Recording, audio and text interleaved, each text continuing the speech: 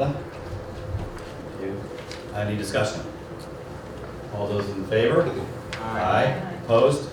Abstained? Motion carries. Ms. Thompson, do we want to make to do the executive session tonight? Do we want to motion that in now? Yes, please. You'll need a motion to go into executive session for the purposes of discussing litigation. I'll make that motion. Motion made. We have a second. Seconded by Mr. Britton. Do we have any discussion? Hearing none. All those in favor? Aye. Opposed? Abstained? Motion carries. So at the end, we will do an executive session. Right. And we are going to do the recognition. Yes, the Broadview recognition.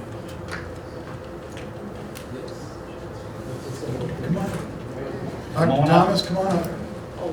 Come on up. Come on up. Got a chair for up. All right, so good evening, everyone. My name is Daryl Dason. I'm the school counselor at Broadview Middle School. And I have the pleasure to tell you guys that on October 8th, we had our first and hopefully our annual Chromebook ceremony.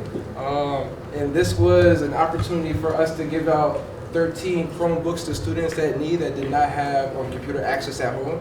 So that within itself is pretty awesome.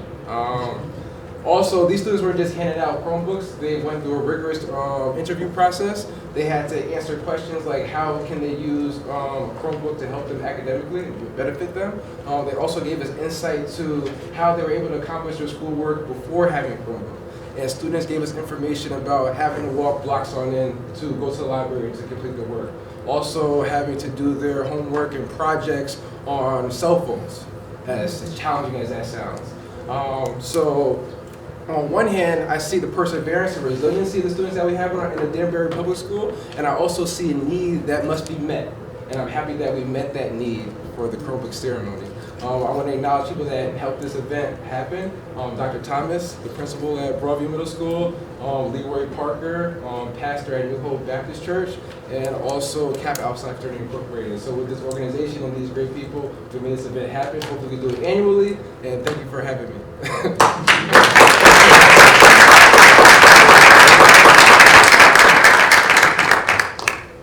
Any questions?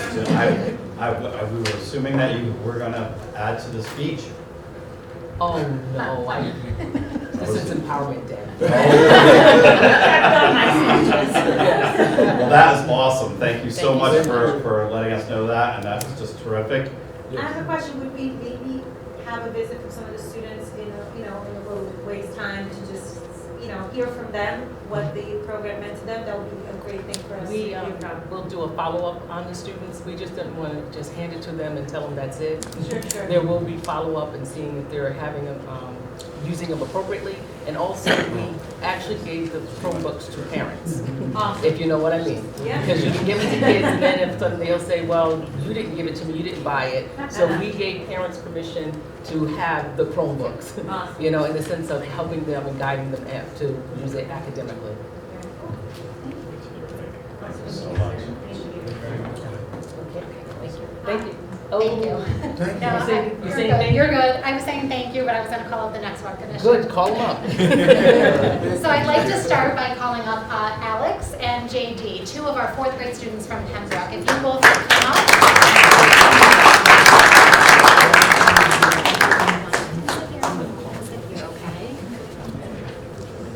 Would Mom like to come around so you get a better shot? Parents could come up as well if you'd like.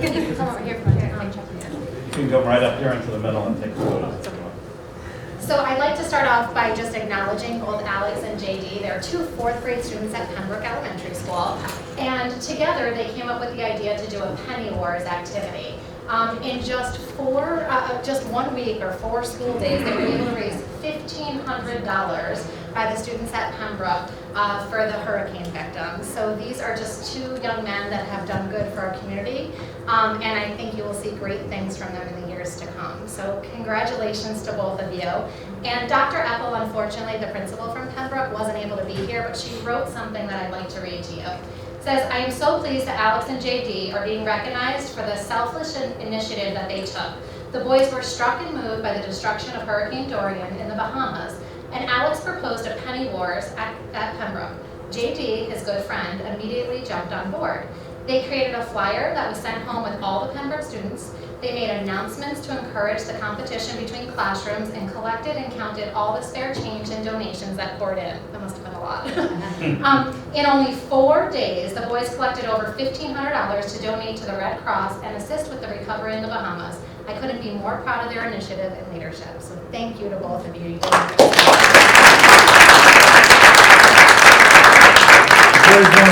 us a little bit about it, how it felt to do it? Made you feel good? Do you want to talk about what you Talk did or how about it you a little felt? bit? It felt good. It's good to feel good when you're doing something for someone else, especially a group like that. We really appreciate you doing it. Thank you. You're welcome. Thank you. Of course, our mom and dad here, we want to say thank you to you guys as well. Thank you. That's all Thank you, guys. Yeah, thank you for your support. Oh, So we you're have a right. certificate for We have you. certificates for you guys. Come on up here. You want to get your picture taken? Wrong one. Wrong one. You look just like an Alex. Like hold those right in front of you for the picture.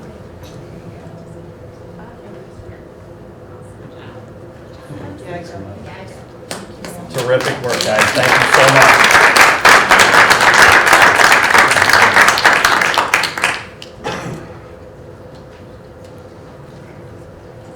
Yes, and Courtney is, we have, come on, Courtney. we're doing recognitions. We're going to recognize you right now. You can introduce yourself to everybody here. Great.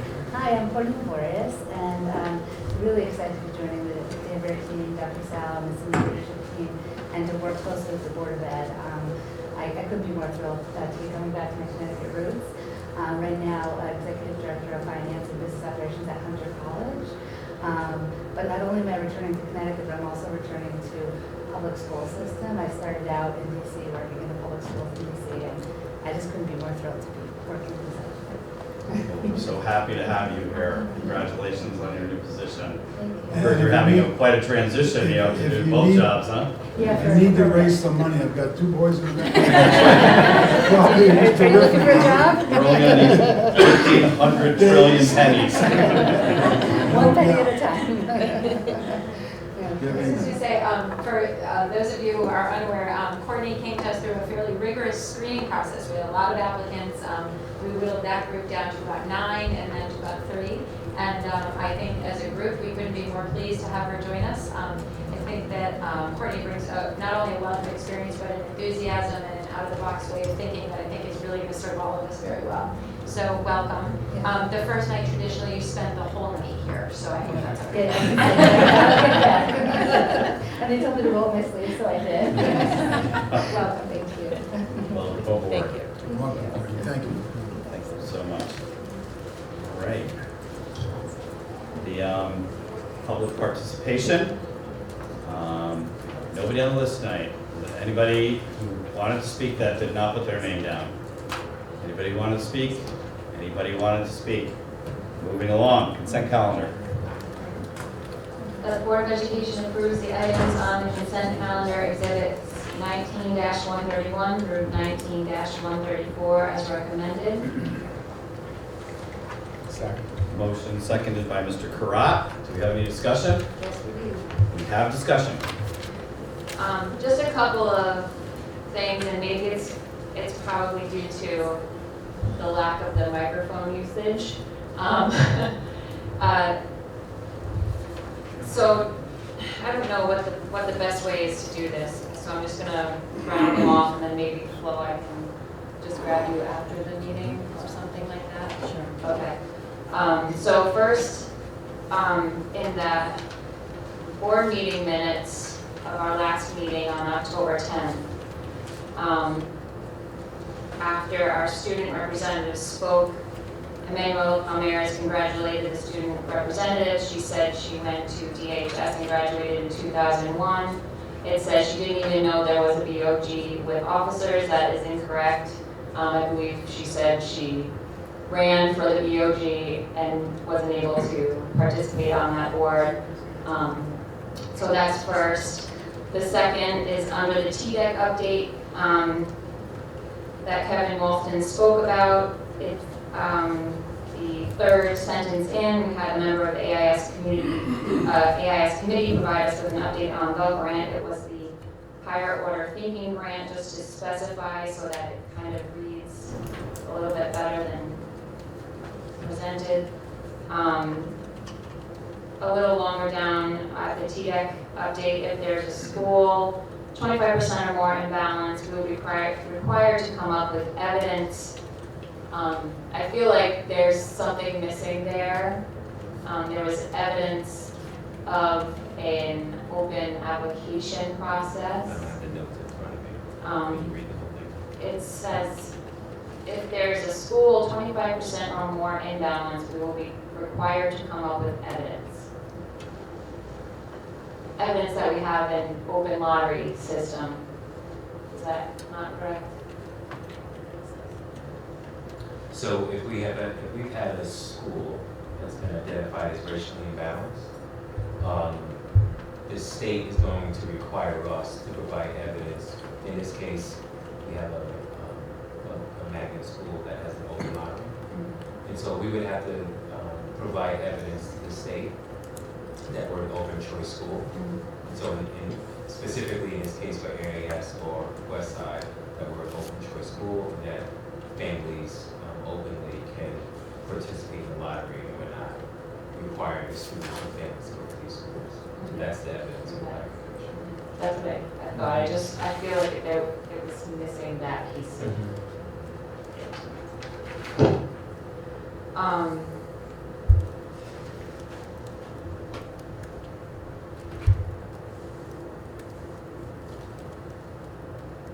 Again, talking about the lottery, but this falls under the discussion of the opioid town forum, where it said, further discussion ensued about the lottery in general. I would like the minutes to reflect that I asked the question if there were any other schools, magnet schools that use an opt-out system, and that the answer was no at that time. In the second to last paragraph there, he will put something together for you to look at it or not, and then there's just a sentence that just doesn't make sense. You're down to 7 years, and if we do nothing, it becomes a Danbury building. I would like something to, like some correction there. And then under discussion of the October 1, 2019 enrollment report, all of my updates that fell under that should have been listed under board reports. So if you have notes and you want to give those to I will give Flo. these to Flo. And if there's something from Mr. Wilson's to add, just for clarity's sake, so that we can make sure the minutes are. The minutes just don't make sense the way it's written, Okay. just like some. So another good reason for Emmanuel, our microphone police officer, to make sure that we are all trying to get everything into the microphone so that Press the button. gives it clarity. Clarity for flow, because it is really difficult if it's not spoken into the microphone to make out what's being said. So thank you so much. Any other comments on anything else to do with the motions? Just one issue about the microphones. Those that don't have that hard wire, press the lock button instead of the talk button. Just kind of, got it? Awesome. There we go. All right, moving on. Spotlight Your School, the adult education program. Oh, we did not vote on the consent calendar. We had discussion. I'm sorry, 1 second. You can come on up. So we have all of our discussion completed. We have this motion and a second. All those in favor? Aye. But that's the consent calendar with the minutes that are going to be amended. Anybody opposed? Abstained? Motion carries. Thank you. Employee representative Spotlight Your School, adult ed program. Welcome. Good evening. for getting ourselves together. We really appreciate this opportunity. My name is Terrence Kennedy. Terrence, Okay. try you. I heard you say You're that. right First to you. offender. Okay. Okay. I am the Regional Director of Adult Education, and It's too far away. I'm the Regional Director of Adult Education. And I'm very, very happy to be here this evening. And I'm very proud to say that I've been here for 6 years. And over the last 6 years, we've had the wonderful opportunity to enhance the lives of hundreds of families here in the Danbury community. Not just me, my staff, as you see, I'm very well supported. So we're all here today to really honor and celebrate what we do and share with you a lot about our programs and services. So we're going to get started. We Race is a program that offers free mandated programs for students 17 years and older.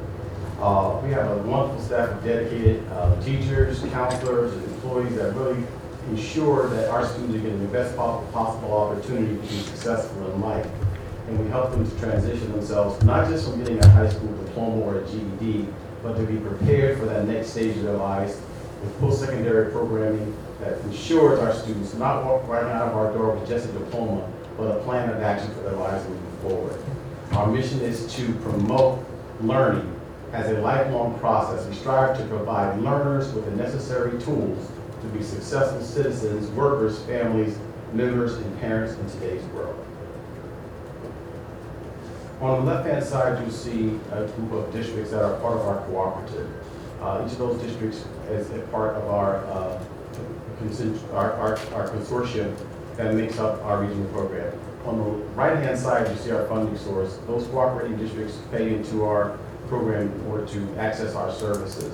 We also get funding from Danbury Public Schools, our local board, and the state funding matches at 40% of the local budget, meaning that the state gives us 40% of what the district gives us. Our programs that are provided by adult education, we have our credit diploma program, which is basically our high school completion program. Students work towards getting their diploma by receiving high school credit, and once they receive the credit they need in order to get their diploma, they receive a diploma from adult education. GED educational diploma is basically our GED program where students are prepared by taking coursework to prepare them to pass that assessment, which is a 4-part assessment which covers reading, writing, science, math, and social studies. Adult basic education is our program that basically helps prepare those students who are not ready to go into our credit diploma or our GED program. Those students are lacking in numeracy and literacy, so we bolster up their skills so they're able to participate in the programs. Our ESL program basically is for our students who come to us who are foreign-born, who are trying to learn English or trying to enhance their English acquisition at this time. Our citizenship program is provided to gain access for students who really are trying to become citizens of the United States. We provide classes that help prepare them for that assessment.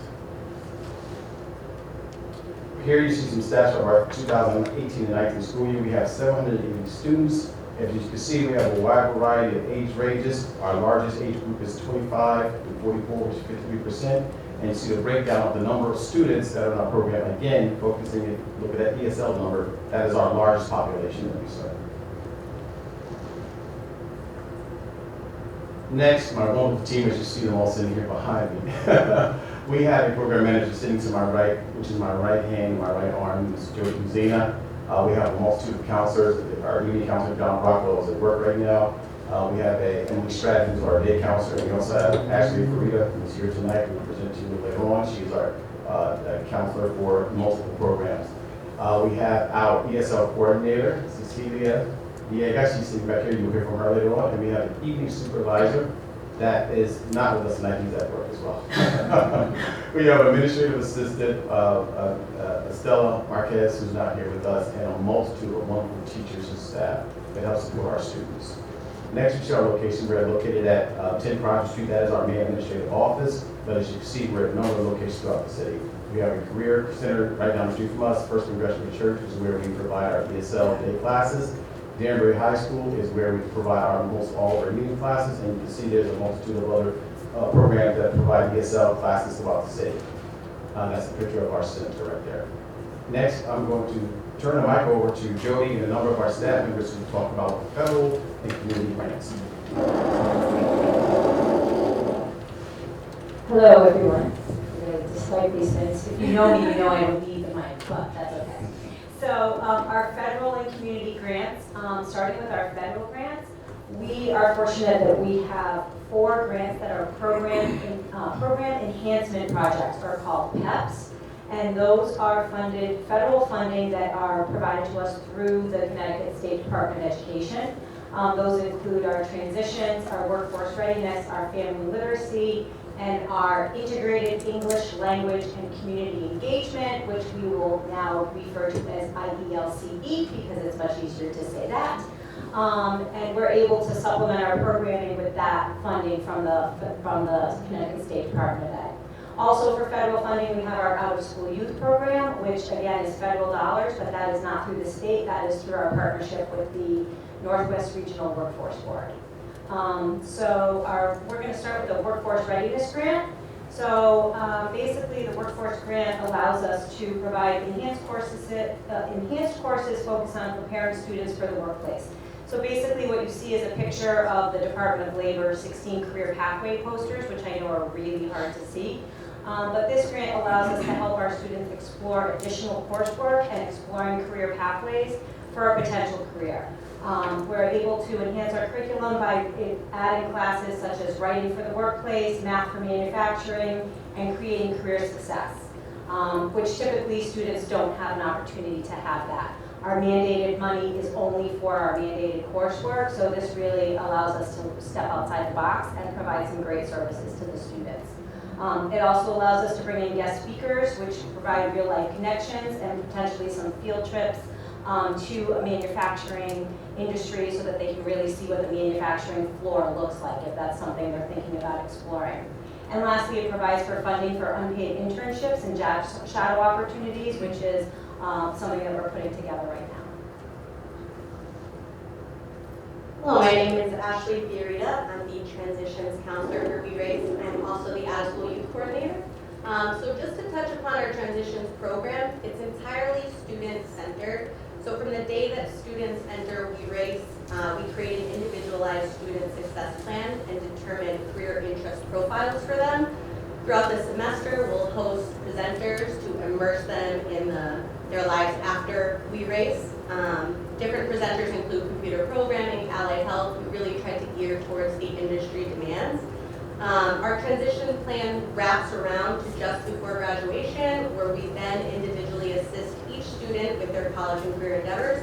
And we don't just end our relationship with them at that. We have an open door policy with our V-Race alums. They know they can always come to us for assistance. We also host events like our on-site acceptance day that we have every semester with Naugatuck Valley Community College.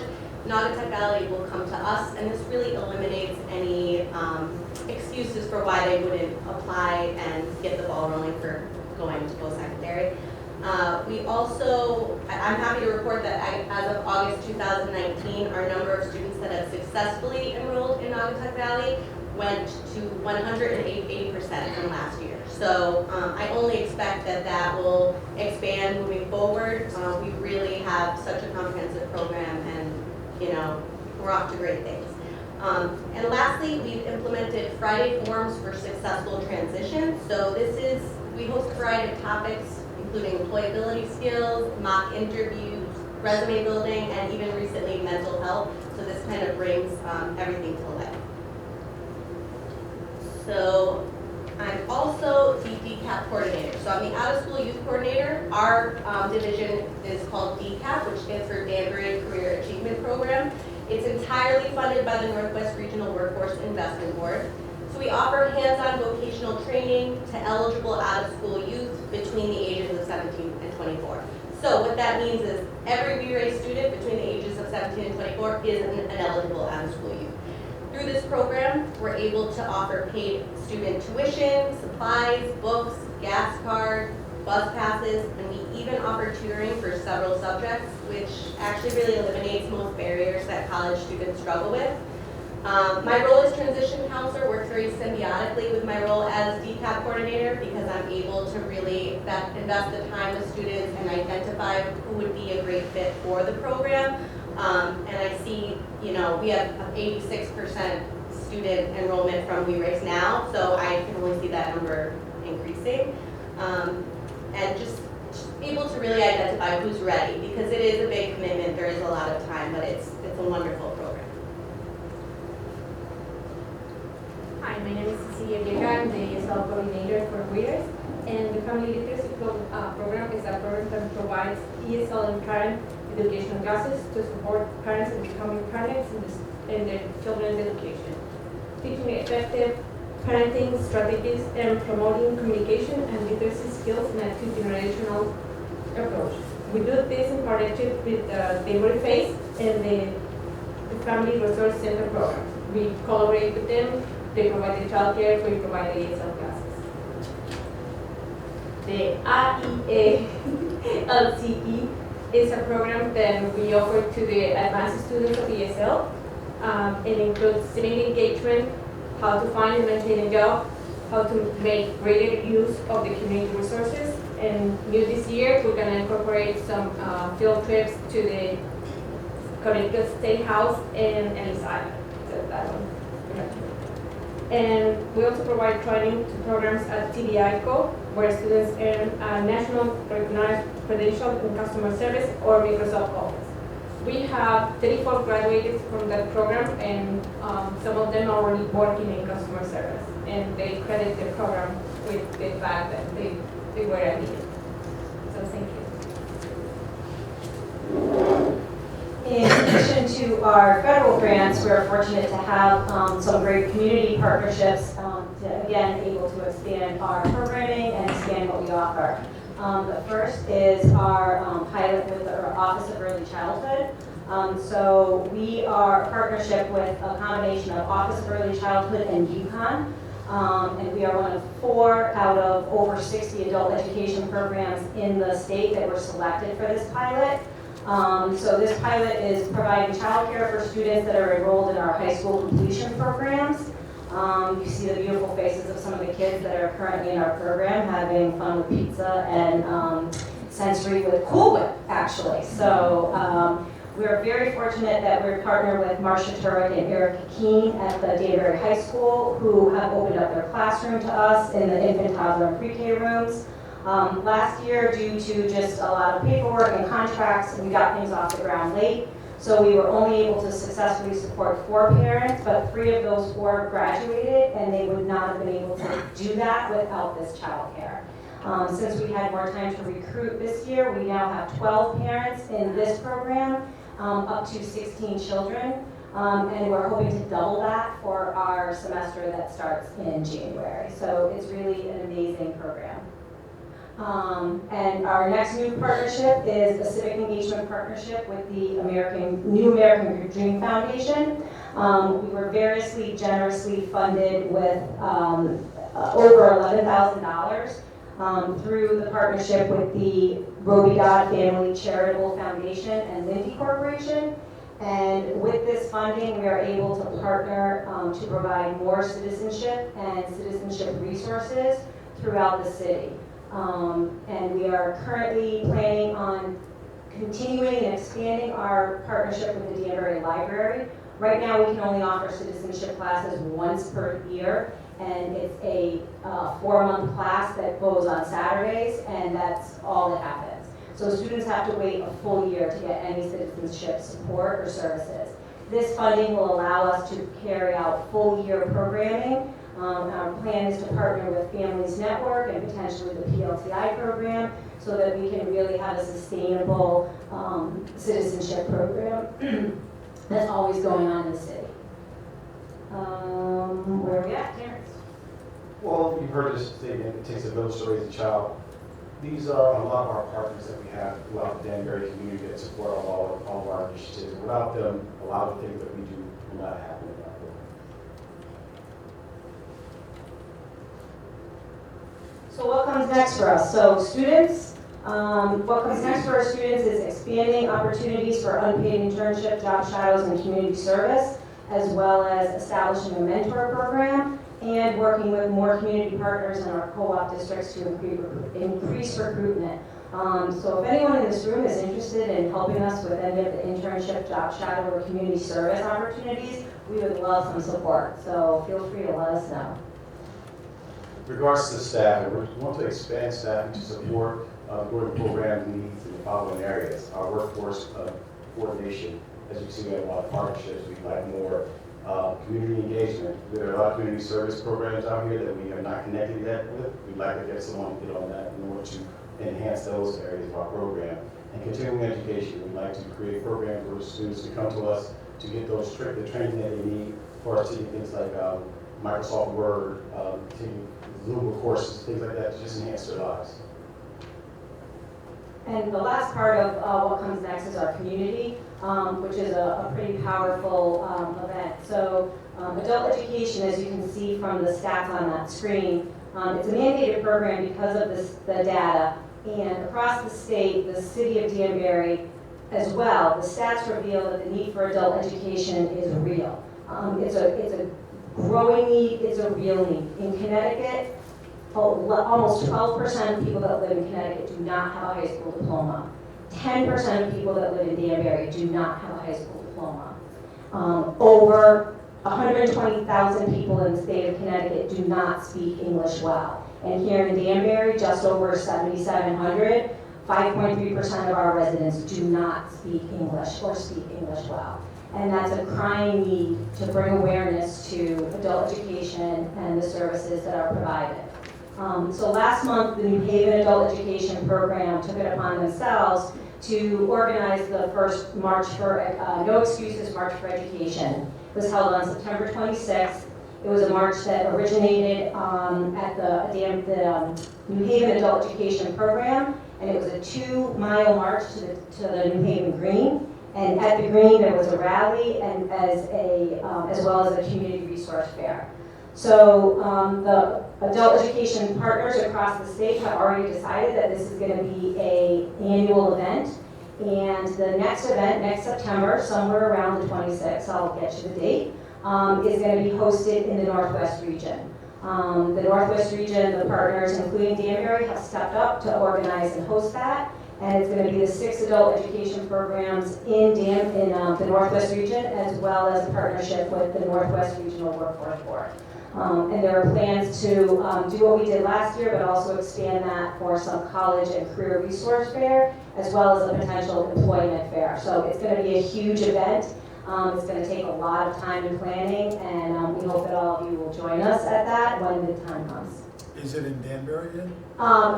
Most likely it's going to be Waterbury, because Waterbury is central to the whole Northwest region. But it's hard to get to. Well, it's hard for everybody to get to. So, and transportation, so on that note, transportation is one of the barriers for our students. So we've got to find a way to eliminate those barriers for our students and ourselves. So Waterbury is a central location because the Northwest region includes all of the Torrington and Litchfield area, as well as Waterbury, Naugatuck, Cheshire, New Milford, and Danbury. So the other reason why it's most likely going to be held in Waterbury is it's crucial to start planning now, and it's crucial to have the support of the city. And with the upcoming election, it's difficult to plan what's going to be able to be approved and not approved for next year. So Waterbury has already committed some resources that we can already start working off of, but that doesn't mean that we can't bring it to Danbury the next year. How many students do you serve in that program, Terrence? In our entire program? Right now we have around 800 students. What you see on the screen now is a lot of testimonials. We asked our students, we weren't sure how many students would come tonight, but we are definitely happy to have a few of our students with us. But those are some of the testimonials of our students. And if you read through those, you'll see how they can touch your heart, because we're a lot of times we are the last hope of these students. And I think that a lot of these things that you're saying here is just a microcosm of how much we affect their lives. The most empowering of those is that this program means that there's hope. And that's what we're trying to instill in all of our students, a sense of hope. Because a lot of times we are their last hope for getting some opportunity to move forward in life and help their families become more self-sufficient and live a good life like all of us want. And on that note, We have several students that are sitting right here behind. If you'd like to stand up, these are some of our BSL students, some of our high school completion students right here. Can we give them a round of applause?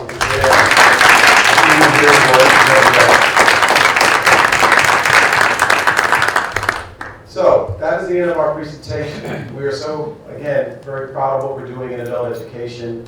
We are affecting the lives of so many communities, and so many students, and so many families, and we will continue to do this over the course of our time here. And we need your support and help in every way in order to make our program more effective. We really appreciate it. And again, we're inviting anyone else to come out to our offices. We have a number of board members, a lot of you have been to our graduations. We really appreciate it. So we want to share everything with you. So please, take it upon yourself to give us a call, come out and see our programs and see our students. Thank you. Thank you so much. So just real quick, I'll just pass these out to you. So we'll see how well you were paying attention. It's a test. No, I'm kidding. We have folders for you, information about our programs. And thank Right you. now, we're trying to work with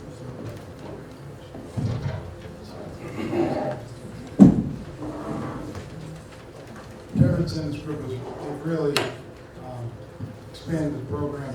At one time, it belonged to Ed Advance. It wasn't our program, and we think we do a better job having it with our own staff. The other thing, that they run a summer school for us, as well, it comes through that office. One of the idiosyncrasies that the state has, we have youngsters that are not on a graduation path, and we've tried to do enrollment with the adult ed. And once they matriculate to adult ed, successful program, a lot of integrity, they count as a dropout in the program. We don't think it's right. So we've been trying to work, and hopefully with the new commissioner, to see if we can do the same nexus that we have at the universities, to have some kind of credit bearing, so the students can be double enrolled. Some of them don't attend because they're working, there are a lot of reasons. If we can do that, we think our graduation rate will go up and put youngsters on a career path, which will be much more meaningful for them. So that's something that I'm hoping we're able to do, particularly with the new commissioner. Thank you, Terrence and Jody. Thank you. Thank you very much so much. Yeah. Student representative.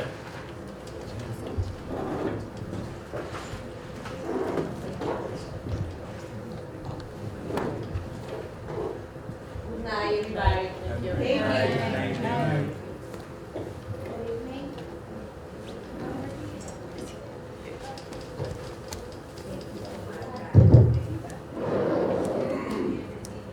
Good evening, everybody. I'm Samara Smith, and I'd like to thank you for allowing me to represent the Attorney Center for Excellence and share what is going on with our family.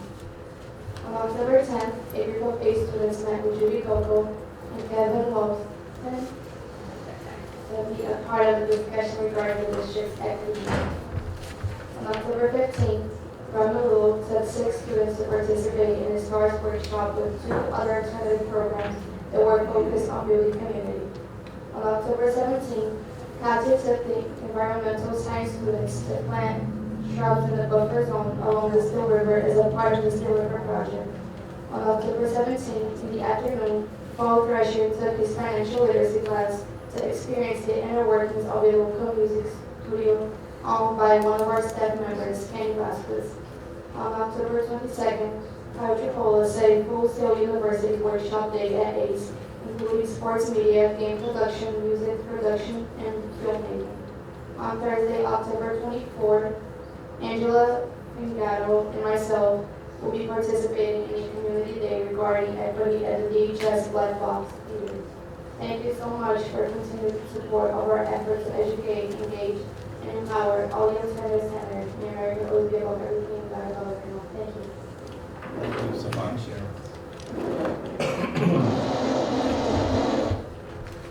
Okay, action items. The Board of Education accept the September 2019 operating results analysis general fund and grant in accordance with 19-135. Seconded by Mr. Karat. Any discussion? All those in favor? Aye. Opposed? Abstained? Motion carries. Can I, just? Yes, sir. Just for your background information, would you see if Ian Andrade has been helping, this whole time, in Joe's absence, he's doing a great job for us, so thank you. And she's prepared a lot of these reports along with Joe's help. Sound, I know, a little closer, trying, closer. trying. Lou, There you go. That's it. Lock button. I got the finally, eyes. okay. Ian, so one of the things I wanted you to realize, which goes nexus to what I'm talking about in my report, we have approximately 550 students new, and you may recall that impact, we had to do some additional funding, and what Ann has done for us is created a report which is similar to the standard report you received on grants for the general funds, and we pass it around just to give you a sense of what we're at, what we're doing.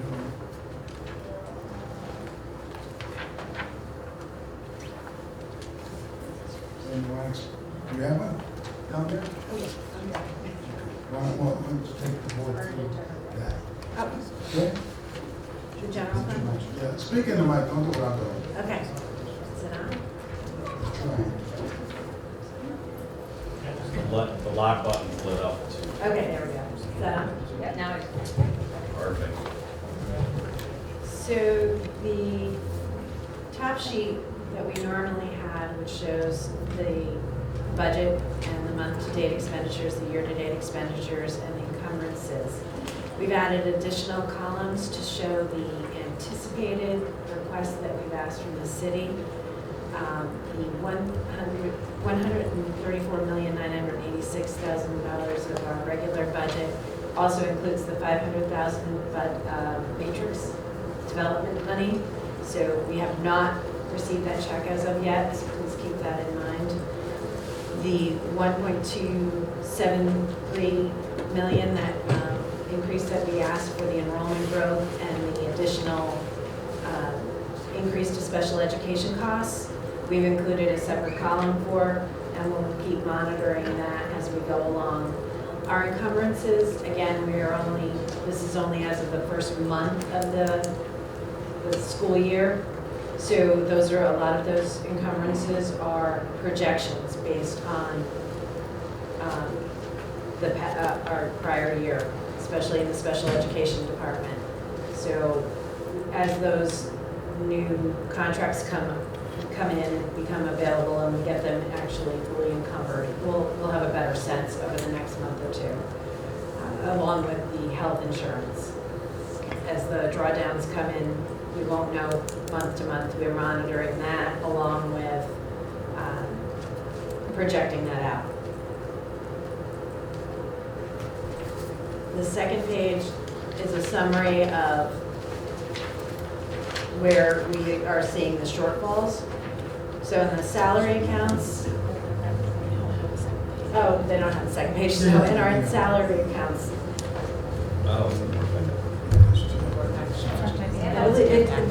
that was in the original board packet. That's what I gotta make. Okay. We are running in a deficit of about $780,000. Basically, it's from the additional enrollment and the stress thereof of that. So for the employee benefits, again, with the additional staffing needs because of the additional enrollment, you have additional benefits.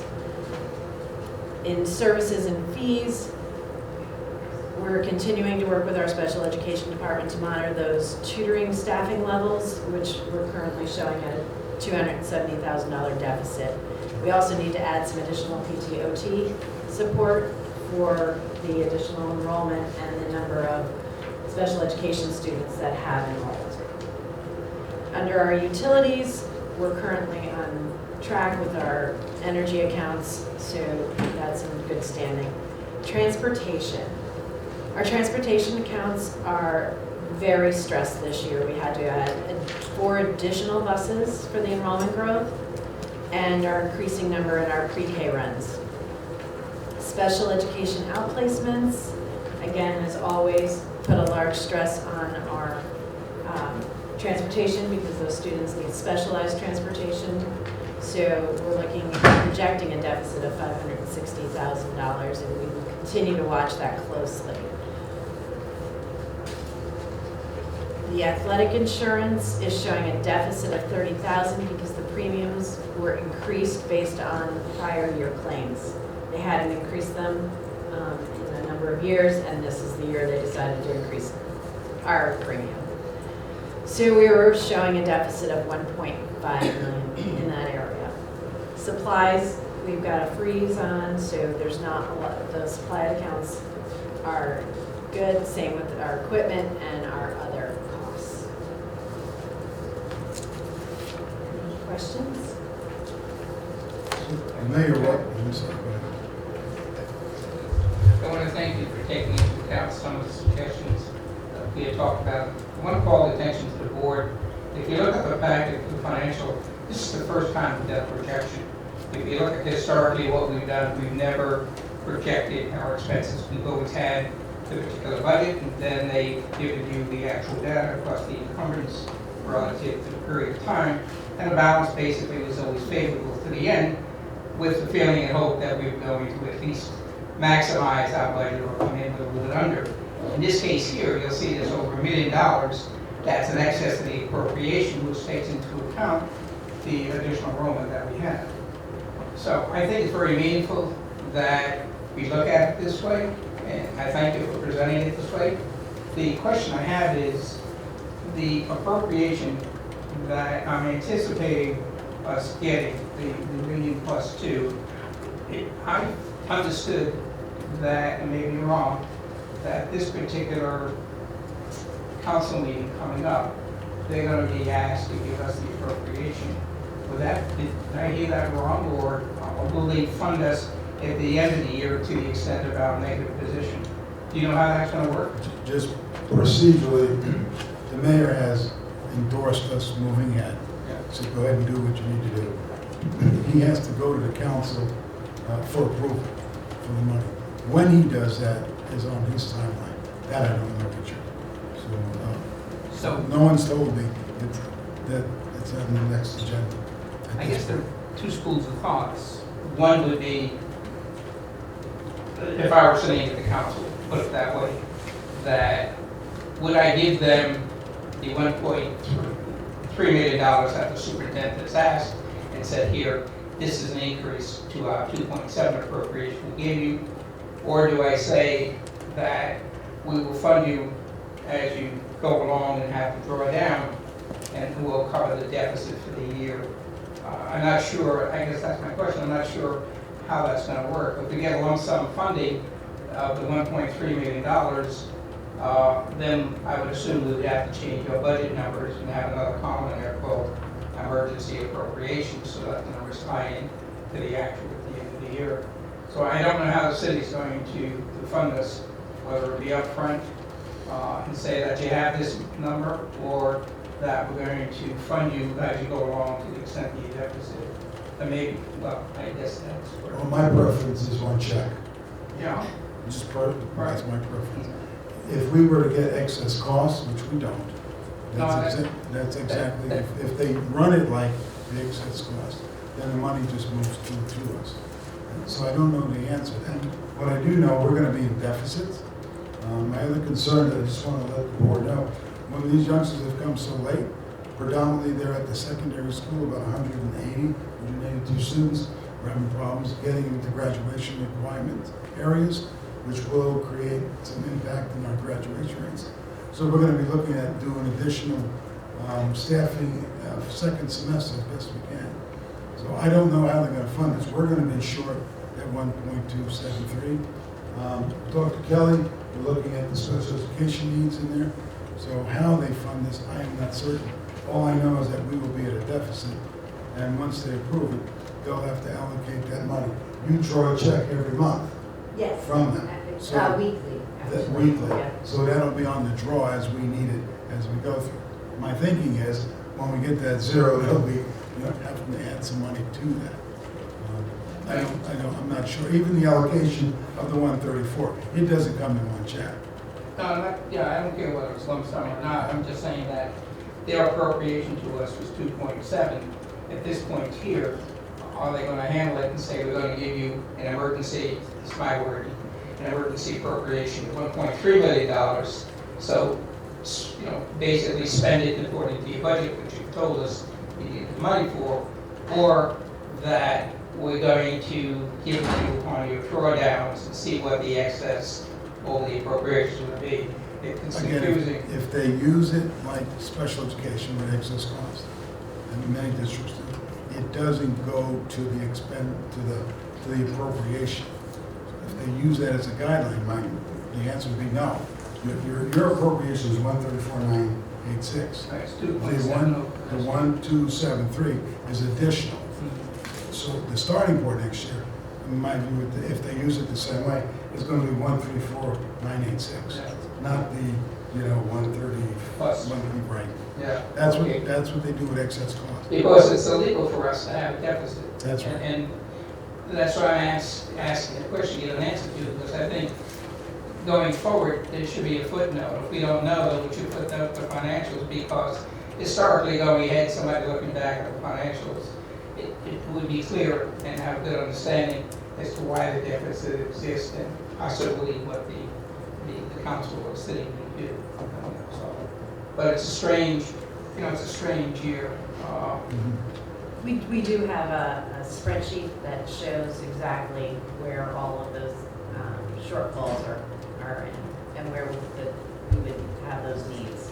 And as we go forward and we hire, you'll see the deficits, and we can actually put together at the end of the year where the shortfalls that we need to make up from. We keep an eye on that. Thank you. Thank you. I did share this with the mayor too. Today he happened to be here for Debbie's turn, and so he went over it with me. There's nothing here he's not knowledgeable of and agrees with it. For some reason, I had this thought or heard, what I mentioned. No, Of course, my phone didn't ring tonight to tell me don't worry about it, so maybe it wasn't that important. he didn't mention it to me. Any other discussion? Okay, so moving to action item B. Will the Board of Education accept the 2019-2020 superintendent's goals in accordance with 19-136? Seconded by Ms. Panetta. Any discussion? Just really quickly, Dr. Sal, I appreciate the updated goals here. What I would like to see at the end of the year are specific outcomes that match each goal. Just written either next to each goal or right under each goal. That's my only feedback, but I again appreciate the detailed and updated goals. So specific outcomes correspond to each goal. Right. Okay. Any other comments? Hearing none, all those in favor? Aye. Opposed? Abstained? Motion carries. Superintendent's report. Thank you.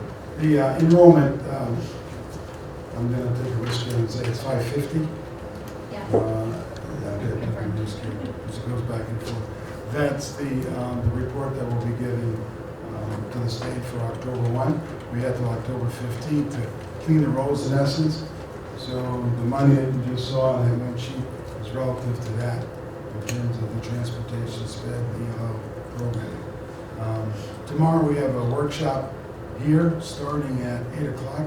They are the feedback group that I think it was last fall, was it? We had that Last December. last December in the winter. We had them there. It's the purpose of that is to go over our plan, get feedback to see if in fact it was sort of in the direction they were talking to us about it and making any adjustments that we need. Any of you that are interested, this morning there was a TV show on the equity and our long-range plan that did with Kevin. We're sending that out to all of the administrators and to the staff to give them a little background. But after tomorrow, with that feedback, we'll make the adjustments. We'll look at the portrait of the graduate and really getting ready to bring something to you sometime in November, I believe, as a draft for your consideration. And then hopefully we'll have a product that we can start implementing next year. So that's it with that. Thank you. And information? Just the wellness regs that are in the for information. Oh, can I ask a question? Why isn't this through the policy? When they're regs, it doesn't require that. It's just But it falls information. under a policy? It falls under a policy. Yeah. It can be reviewed by them. But generally with the regs, we just bring it to the whole board for information. The board creates the policy, theoretically, administration puts the regs together. So we do it into the policy. We had to update it with some laws. The nurses went through it. So we go, and generally we take it to the whole board then. That's all. Do we Just vote on process it? it. Is this like a first reading or no? this is- No, it's just information. Yeah. Yeah, it's just information. But that's the only reason. If it was a policy and regs, then together they would have started at the policy committee. I think, if I could just add, I think the point behind it is the regulations are just meant to be the implementers. So it's just meant to be kind of the nuts and bolts of how the policies that you all set are implemented. I think that's historically why it's. Thank you. Any other discussion? Okay, board chair report. I have nothing to report except I reached out to Tom Mooney regarding the grievance. I have not heard back yet. I believe we have to have everything situated on that by 10 school days, so that would be, So we probably, let's see, it was Wednesday. It's Wednesday. Monday, Tuesday, Wednesday, it's been fun. okay. So I'll make another call. Yeah, I sent him a text just to reach out, and I would actually, for whatever reason, it was in my head that it was calendar days, and I was like, we're running out of time, but that's right, I forgot it was school days, so that's a little more buffer. Any board reports or communications or comments from anybody on board? I do want to make a comment and stress the importance of the We Race program. Those of you who have not been able to not only go to the graduation, but actually go and see the students and the impact the program has. It's one of those classic stories in Danbury of something that started with one purpose and was able to evolve according to the needs of the community. And you see with the numbers for the ESL classes, it's become one of the most accessible programs because of the hours they offer with the high school evening, the Saturday classes, through the library. And they've really been very creative in not just waiting for the community to come to them. They've established great partnerships out in the community, and they've gone to the community where the community is. In the project that they mentioned, as you guys know, I'm part of the American Dream Foundation. One of the things that we're hoping to do with that is really mimic the PLTI recipe of success into providing wraparound services around citizenship classes. So that will be a cohort that will include a meal and childcare for those who are planning to take citizenship classes, and really kind of see and take a look if that's one of the barriers that people will have in order to have access to the classes, if they would be able to do that, and at the same time create a pipeline from new citizens to the PLTI program, so that we also have them have the experience and have their citizenship in action through PLTI, because they're really kind of drilled out in empowering those parents and becoming active members of the community. So there's a lot of interesting stuff that they're doing there because they're out in the pulse of the community and trying to really adapt to what the needs are. And there's a lot that, you know, as our schools are outside of that special this continuing education bubble, there's a lot that we can learn as well from some of the strategies they've had to use to really meet the community as we see the demographics today where they are. So they're just a wonderful program, and as I, you know, spend my last few meetings here at the board, I would just really charge each and every one of you here as members to continue to support them and continue to be active participants in seeing what they're doing and continue to do that work. They're doing some really great stuff there. They would like some more room, to expand their program. I as know. well. Yeah, that's one of the things. They that- should get it. Yeah, that's one of the things that I think when we talk facilities, right, will be part of it, because it is growing, really positive. Terrific. Any other?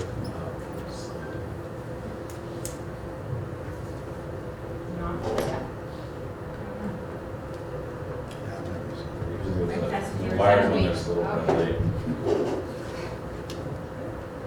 All right, so I just wanted to report on, closer, like that? Yeah. Can everybody hear me? Well, so I wanted to just report that I went to Spooky Story Night at Danbury School last week. It was really cool because it was just 1 hour. And of course, the kids came dressed in their costumes with their parents. And there were like 5 stations in the hallway of 3 teachers reading a story, acting it out, really animated. And then they had a bookmark and they get a sticker and then they move on to the next one. But it was really cool. And then in the library or in the media center, they had stations for STEM little projects to do. And the parents were involved. It was so neat because it was 1 hour, in and out, kids in their costumes, parents coming with them. I guess the attendance just grows every year. So, hats off to the staff involved. They really did a great job with that. And then one other thing, we had an ad hoc committee last night meeting, and you will be getting notes about that, but I just wanted to share, we've been working on board development, one thing, professional board development, and we've come up with some initiatives we want to put into place for the new board members that will be coming aboard after the election this year, because there will be a few of them, hopefully. And so just a couple of dates that I would like you to keep in mind is January 15th. It's an off Wednesday night. It's not a board night. 5:30 to 7, we're going to have a CAVE representative here. And then also we are just kind of getting ready and prepared to have a packet, direction for the new board members. We also want to have a new board member orientation by the ad hoc subcommittee, along with the orientation with the administration. And we plan to do that on Thursday evening, December 5th. That will be after the day after the annual meeting. We're just throwing these dates out there right now. Nothing's set in stone, but just to keep them in mind. So that's it for that. Thank you. Thank you. Anybody else? Okay. When we do the new board orientation, there might be some policy. Sorry. Thank you. Leave it at that. We talked about adding some procedure and policies to it. Right. So we make sure that we do that when we start putting it together. Yes. At the new member orientation, you're going to have to have Ms. Palmaris hand over her microphone badge to a new member to be the new microphone up. I need Joe. Joe can take it.